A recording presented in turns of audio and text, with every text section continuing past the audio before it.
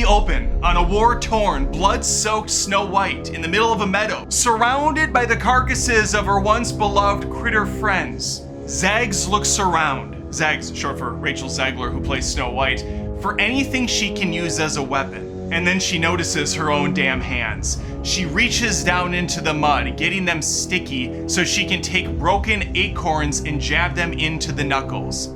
This'll do the job against the evil queen, she says. And not a second too soon, because Gal Gadot's evil queen shows up in the misty meadow just across from her. Zags, not missing a beat, goes into a full-bore sprint, jumps into the air, and right hooks the shit out of the queen. Gadot keels over for a second. A little taste of her own blood comes her way. Not bad. Not bad at all. She pulls out a black emerald sword out of thin air. She starts ferociously swinging at the poor princess. White, deaking and dodgy. The sword cuts off her beautiful long hair, leaving some choppy, ugly, disfigured mess.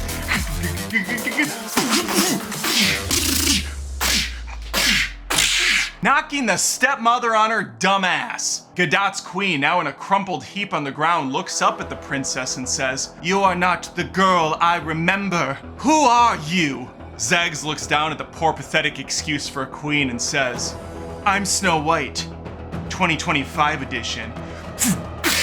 Snow White title, boom, smashes onto the screen. And audiences know we are in for one hell of a ride. That would be something, wouldn't it? But no, what this is another straight up rip-off of the old animated classic with a couple of twists thrown in and an extra half hour because fuck my life. Let's do a spoiler review for 2025's Snow White.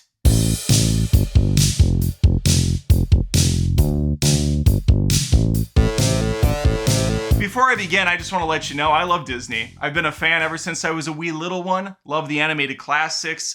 Love a lot of the Pixar stuff. I still even enjoy taking my family to their overpriced, overrun theme park because something is wrong with me. But what I don't like, sir, or ma'am, are these soulless conveyor belt reboots or remakes or whatever we even call them, live action films. I reviewed Snow White a couple days ago and I gave it a glowing review actually. I said it is mediocre and it's one of the better ones that Disney's put out. Because to be perfectly frank with you, I don't give a crap about any of these Disney things. The new Lilo and Stitch to me looks like an absolute abomination, which I will see in review, of course, because I hate myself. But clearly people love them. They're still going out to see them. They're buying up tickets. They're taking their kids. And anytime I ask a family member what they thought about it, they go, "Yeah, it was fine. It was good." Oh, okay, well then what the hell do I know? Why are you even listening to me? And so I have to take it from a different perspective. For me, I don't care about Snow White. I don't even like the original Snow White, the cartoon. I respect it from a animation standpoint and the fact that it put Disney on the map as far as the big screen movies go. It was the first film they released, feature length in 1937. So hell yeah, good for them. And that roller coaster is a very fun family one that you can wait an hour and a half to get on if you want. And as far as this new Snow White is concerned, it is the most cliche, mediocre Disney thing you could possibly imagine.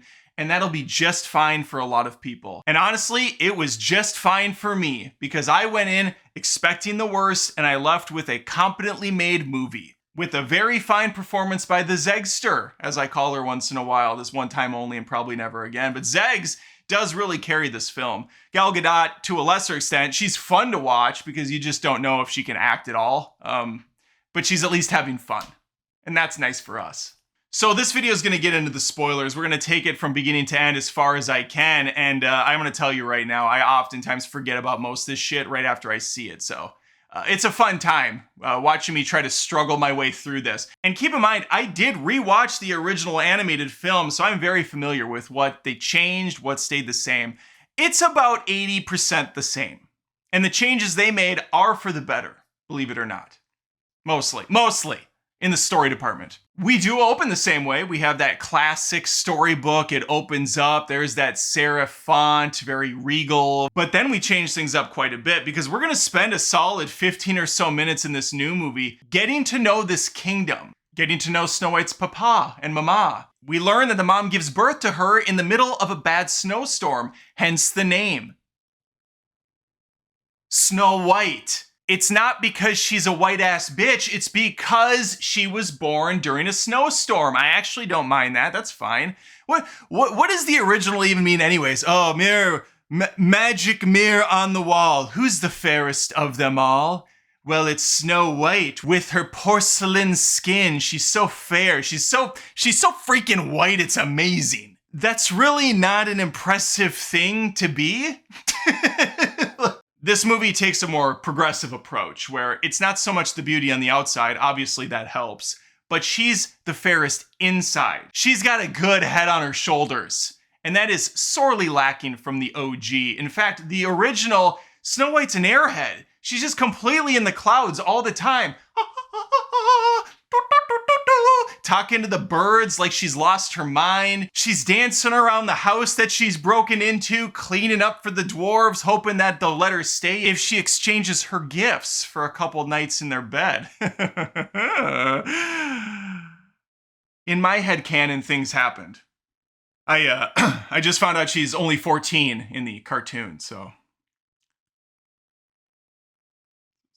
subscribe. After a beautiful musical number where we see most of the townspeople dressed up like they're going to bed in the middle of the day, bizarre outfits these people are wearing, very colorful, very pajama-esque. Even the king and queen look like they came out of a Nickelodeon building in 1996. Wild stuff going on. Unfortunately, tragedy is going to befall the mother, and she is going to pass into the night sky, straight to hell. And the father, he trades up. He netted himself a Wonder Woman. Gal Gadot comes into the picture. She seems like a nice person, a wonderful gal. But oh, how people can be deceived. Now, I get a little lost in the weeds why the father supposedly left, but he goes out on an expedition, short for expedition, and never returns. Snow White's hopeful he will one day come back, or she'll find him. He's dead. The queen killed him. We don't see this happen, but she makes it very clear later on in the movie. Now, call me old-fashioned, but I've been here long enough to know when Disney's gonna try to pull some bullshit on me, okay? If Snow White 2025 does well, I can absolutely see a scenario play out where we get a Snow White Too Fast, Too Furious, and the father is still alive.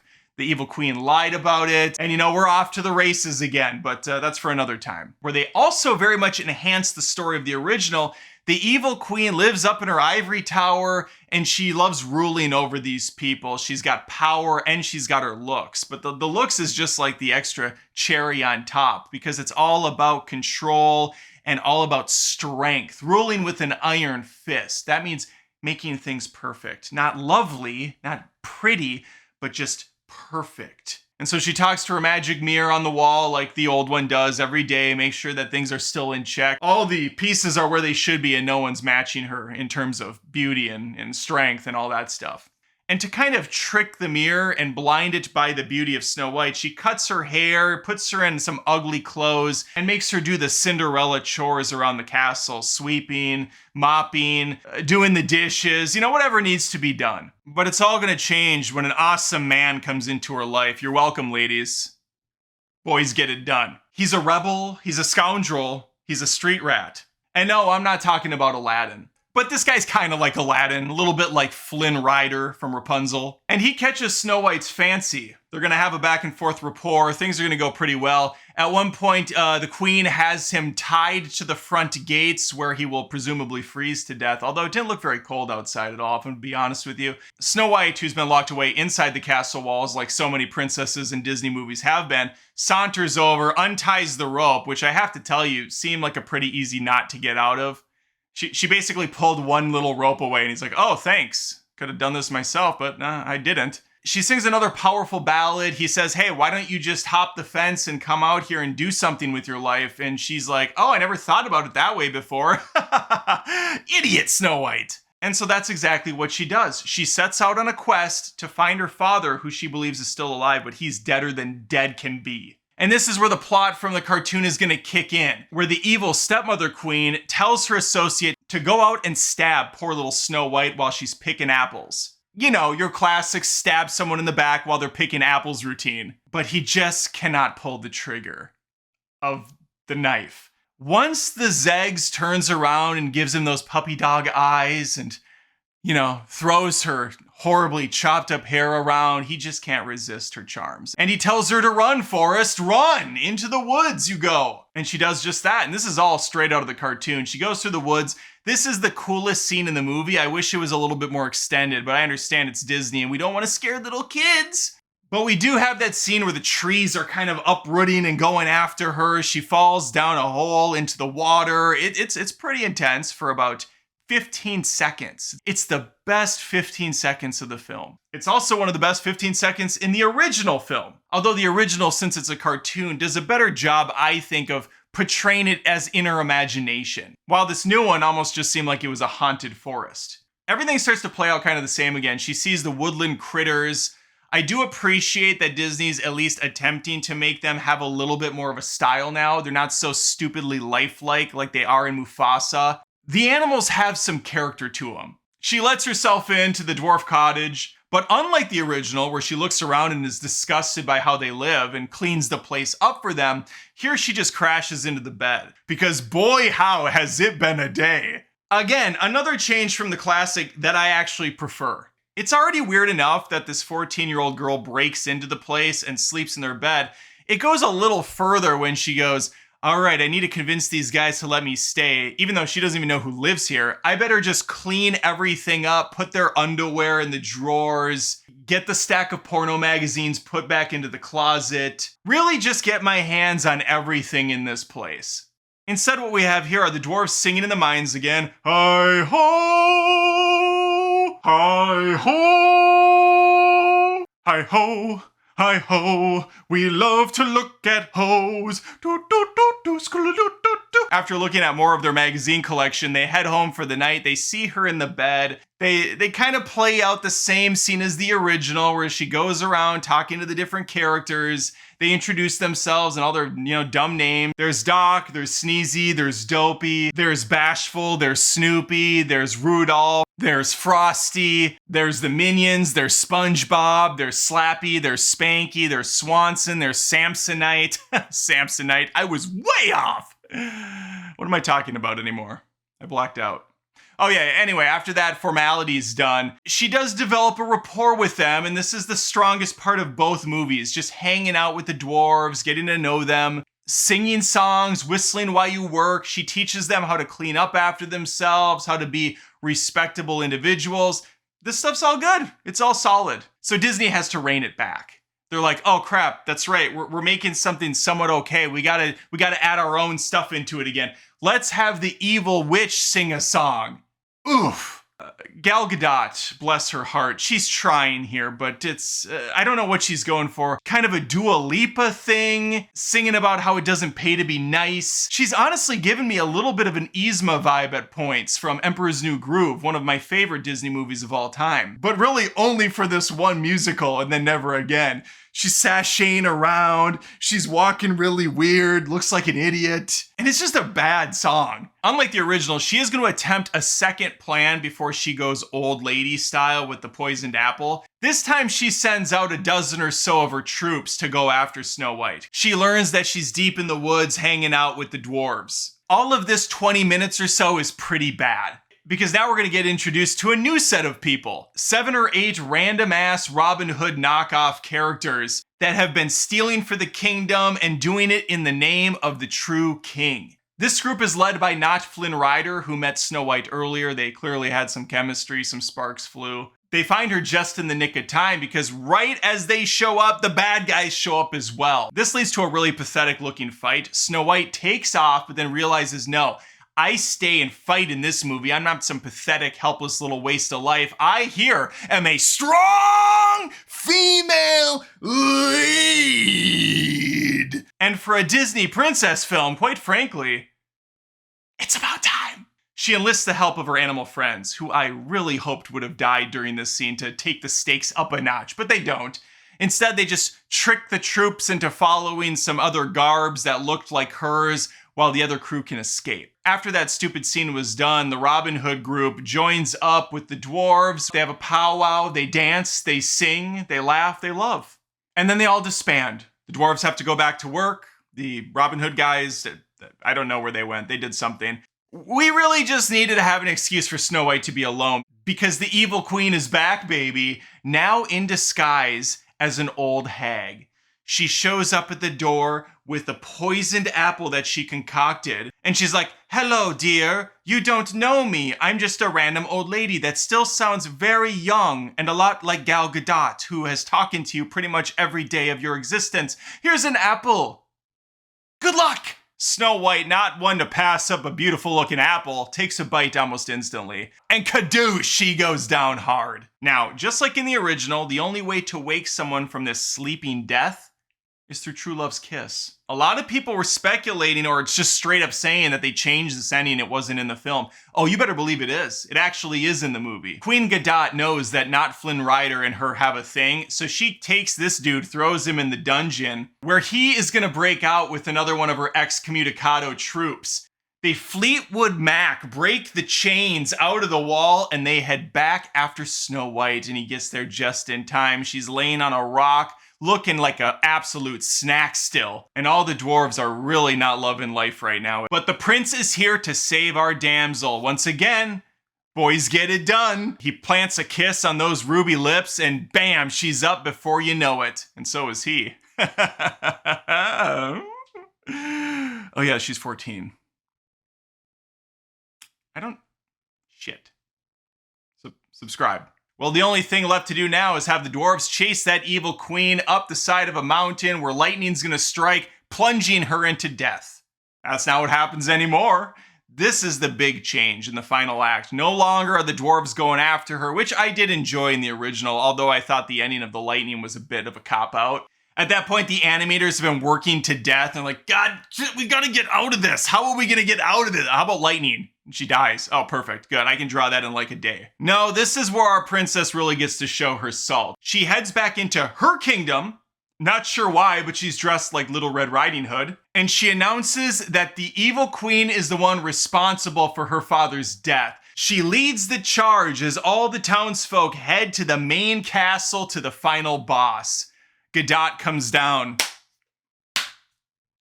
Impressive. If you want me dead so badly, here's a knife, biznatch. Plunge it into my chest.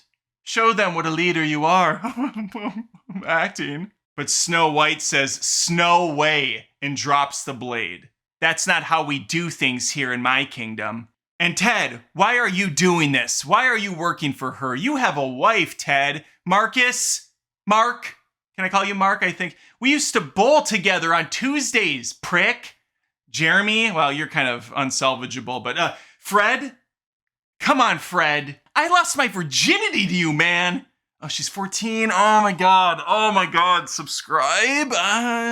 Bottom line is she wins the hearts and minds of everyone in the kingdom. The queen has no one to turn to, and as she tries to run away, the dwarves are there waiting. She tries to even kill Snow White in broad daylight in front of everyone, thwarted again by one of Robin Hood's merry men. But this ending is not epic enough. We have to have a 1v1 showdown. So Snow White follows her up into her chambers where the magic mirror is once again on the wall. The queen, drunk with rage, smashes the mirror, which shatters into a bunch of little fragments, and then kills the queen with mirror magic or something. I don't know what the hell happened here, but she starts rotting away. She's like, "No! Curse you, Snow White! Acting!"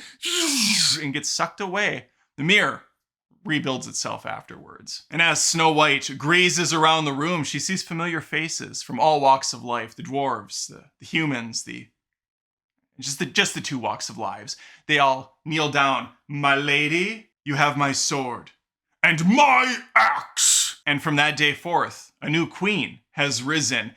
And overnight, she seems to have transformed this kingdom back into the way it was supposed to be. Prosperous, caring, sharing, because sharing is caring. They are now decked out in all ceremonial white garb, prancing around, singing a song, and it's just a wonderful time. Families in the theater are loving it. They're clapping. I was the only one in at my showing, but I went pretty early in the day, so I'm sure people would clap and celebrate. And that's Snow White. Not too shabby, but not something you ever need to watch, especially if you saw the original and thought it was just meh at best. To me, this was meh plus. A little bit bonus meh. But let me know your thoughts on Snow White. Were you like me and you thought, it was a lot less shit than I thought it was going to be? Perhaps Wicked has turned our blackened hearts a little bit softer. There's a little bit of glow underneath now. But give me your thoughts below. Please like the video. Again, think of subscribing if you haven't. If for nothing more, the extremely inappropriate jokes. And hopefully, I catch you next time.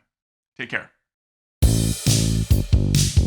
Thanks again for watching the video. If you wouldn't mind, I would appreciate it if you checked out patreon.com/AdamDoesMovies. That's where fans of my channel go to help support it. There are different tiers with different offerings, exclusives every month. We got multiple movie reviews. There's a vlog monthly. And even if you don't want to plop down $1 a month, you can just sign up for Patreon for free and become a member at no charge. Appreciate your time. Thanks.